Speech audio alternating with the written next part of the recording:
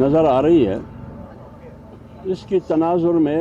پاکستان تحریک انصاف کی قیادت کی طرف سے، بانی پی ٹی آئی کی طرف سے ایک مؤثر وفد سابق اسپیکر اور ممبر قومی اسمبلی جناب اسد کیسر صاحب کی قیادت میں، جس میں بیرسٹر سیف صاحب سینیٹر، عامر ڈوگر صاحب اور دیگر عمیر نیازی صاحب اور فضل خان صاحب پر مشتمل یہ وفد باقاعدہ جمعیت علماء اسلام کی قائد مولانا فضل الرحمان صاحب کے رہائش گاہ پر تشریف لے اور تشریف لانے سے پہلے پی ٹی آئی کی طرف سے باقاعدہ آفیشلی رابطہ ہوا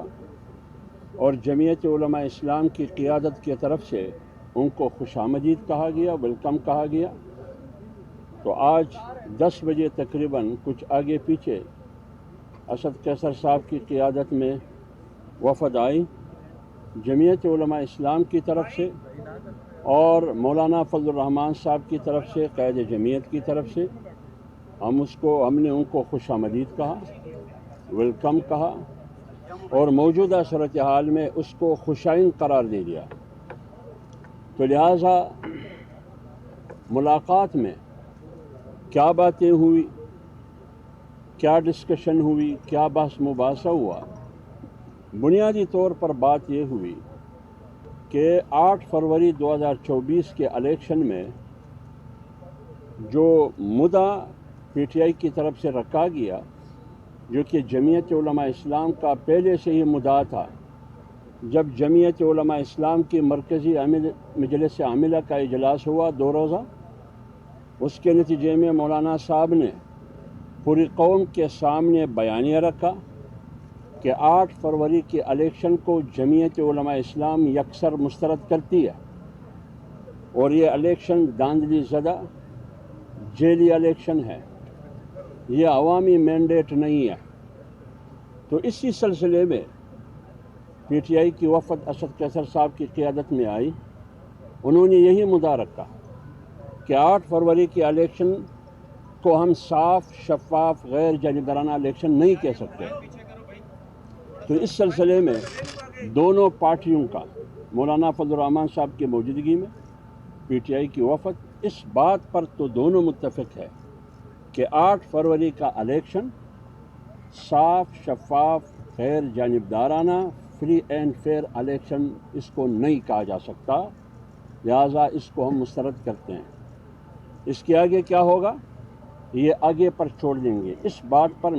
بنیادی طور پر دونوں پارٹیوں کا اتفاق ہے کہ یہ الیکشن صاف اور شفاف نہیں، یہ دھاندلی زدہ الیکشن ہے، یہ غیر جانبدارانہ الیکشن نہیں ہے،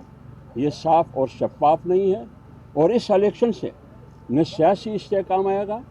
نہ معاشی استحکام آئے گا، نہ اس سے ملک کو اور قوم کو ترقی ملے گی۔ اس بات پر بنیادی طور پر اتفاق ہے دونوں پارٹیوں کا۔ آگے پھر کیا ہوگا یہ آگے پر پھر چھوڑ دیں گے۔ جی بسم اللہ الرحمن الرحیم۔ جیسا کہ حافظ عبداللہ صاحب نے بات کی، پاکستان تحریک انصاف کے چیئرمین جناب عمران خان کی ہدایت پر آج ہمارا وفد اسد کیسر صاحب کی سربراہی میں عامر ڈوگر صاحب، فضل احمد صاحب ایم این اے چارسدہ، عمیر نیازی صاحب ایم این اے نو منتخب ایم این اے اور میں خود، ہم آج مولانا فضل الرحمان صاحب کے پاس آئے۔ ہم نے ہی ان سے یقیناً ملاقات کی درخواست کی، کیونکہ عمران خان صاحب نے یہ ہدایت کی ہے کہ تمام وہ سیاسی پارٹیاں جو اس الیکشن کے انعقاد، اس کا جو کنڈکٹ ہوا ہے، جس طریقے سے الیکشن کیا گیا ہے اور جو نتائج سامنے آ رہے ہیں، اس میں جو بے ضابطگیاں ہوئی ہیں، جو دھاندلی ہوئی ہے، اس پر آپ مختلف سیاسی پارٹیوں سے رابطہ کریں، ان کے ساتھ اس ایشو کو ڈسکس کریں اور آگے آئندہ آنے والے وقت کے لیے کوئی مشترکہ طور پر لائحہ عمل پر بات کریں۔ پاکستان تحریک انصاف نے یہ اعلان کیا ہے کہ ایک تو ہم پی ٹی آئی کی طرف سے 17 فروری کو یعنی ہفتے کے روز ملک گیر احتجاج کریں گے، اور احتجاج کا یہ سلسلہ انشاءاللہ، یہ تحریک جو ہے یہ آئندہ بھی جاری رہے گی، چونکہ جمعیت علماء اسلام نے بھی ان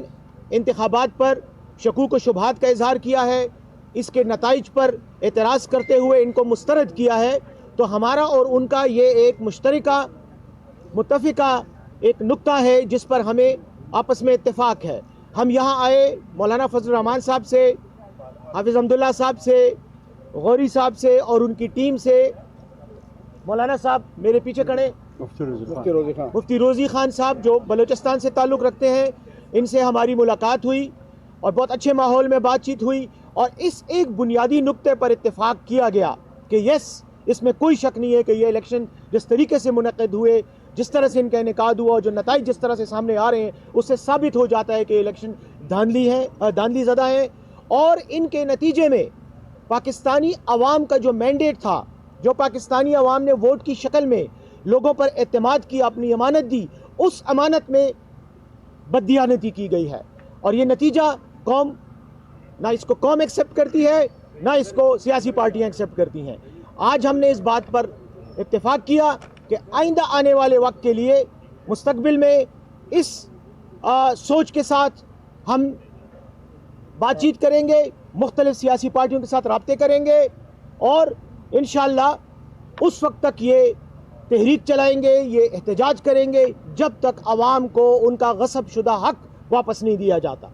بیرسٹر صاحب یہ بتائیے گا کہ میرا خیال میں اور کوشچن نہیں، بس